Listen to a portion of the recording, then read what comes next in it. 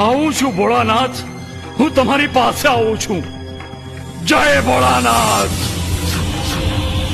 સમૂહ રાજન, તમે પતિ પત્ની મારા પરમ ભક્ત છો. હું તમારા પર અતિ પ્રસન્ન છું.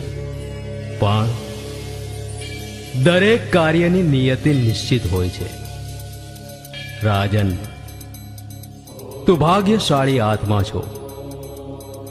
મારા આદેશે તું દ્વારિકા જા.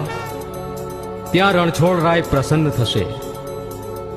તારી પ્રાપ્તિની મનોકામના પૂર્ણ કરશે. તથાસ્તુ.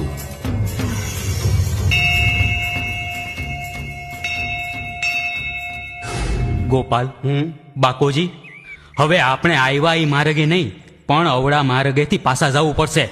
હવે અપશકન ન થાય તો સારું. ભારે કરી આપણે આવા પુનસાળી આત્માઓને અપુત્ર મેણા આયલા. મુખી, એ આ શકન અપશકને તો હંધાઈની ઘોર ખોઈ છે હો. ગોર અદાત કહેતા હતા કે આ હંધુય શાસ્ત્રમાં છે, પછી આપણે માનવું તો પડે ને.